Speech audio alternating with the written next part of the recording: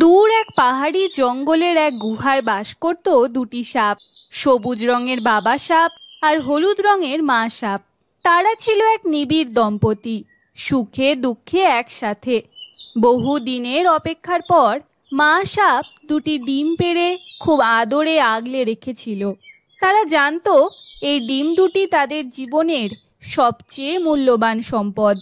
বাবা সাপ প্রতিদিন খাবার আনতো আর মা সাপ গুহায় থেকে এক পলকও না নড়ে ডিম দুটির পাশে বসে থাকত। একদিন বাবা সাপ খাবার আনতে বাইরে গিয়েছিল।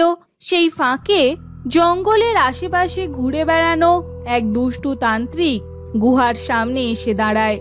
সে জানতো সাপের ডিম দিয়ে সে এমন এক মন্ত্র তৈরি করবে যাতে পৃথিবীর সবচেয়ে শক্তিশালী মানুষ হতে পারে সে। এই ডিম দুটো হলো শক্তির উৎস, আমাকে যেভাবেই হোক এগুলো পেতেই হবে। এরপর তান্ত্রিক তার জাদুকরি বীণ বাজাতে শুরু করে। ধীরে ধীরে মা সাপের দেহ কাঁপতে থাকে, চোখ ঝাপসা হয়ে আসে। না, আমি এখান থেকে যাব না, আমার বাচ্চা। কিন্তু আর ধৈর্য রাখতে না পেরে মা সাপ অজ্ঞান হয়ে পড়ে যায়। তান্ত্রিক গুহার মধ্যে ঢুকে ডিম দুটি তুলে নেয়, কিন্তু বুঝতে পারে ডিম ফুটতে এখনো দেরি আছে। এখনো তো ডিম ফুটতে অনেক দেরি, এখনই কিছু হবে না, পরে আবার আসা যাবে। সে ডিম দুটি ফেলে রেখে চলে যায়। কিছুক্ষণের মধ্যে বাবা সাপ ফিরে এসে অজ্ঞান মা সাপ আর এলোমেলো ডিম দেখে সব বুঝে যায়। না, এই গুহা আর নিরাপদ নয়, আমাদের এখান থেকে চলে যেতে হবে। তারা ঠিক করে নতুন এক সুরক্ষিত বাসস্থানের খোঁজ করবে।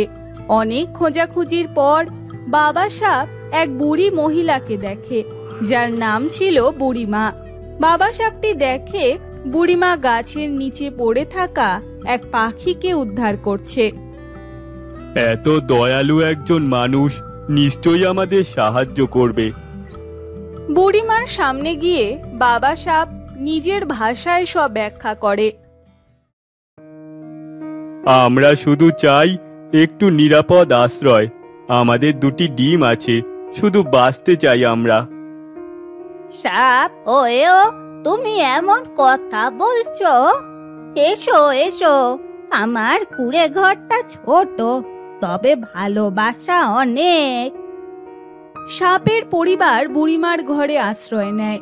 কদিন খুব ভালোভাবে কেটে যায়, কিন্তু একদিন সেই তান্ত্রিক খোঁজ পেয়ে বুড়িমার কুঁড়ে ঘরের সামনে গিয়ে বীণ বাজাতে শুরু করে। আওয়াজ এত জোরালো ছিল যে বাবা আর মা সাপটি কিছুতেই ঘরে থাকতে পারল না। তারা ছুটে বেরিয়ে যাওয়ার আগে বুড়িমাকে বলে যায়, আমাদের সন্তান দুটিকে দেখো, আমরা আবার ফিরে আসব। বুড়িমা ভেতরে ঢুকে দেখে ডিম দুটি ফুটে গেছে, বেরিয়ে এসেছে দুটি ছোট্ট সাপ।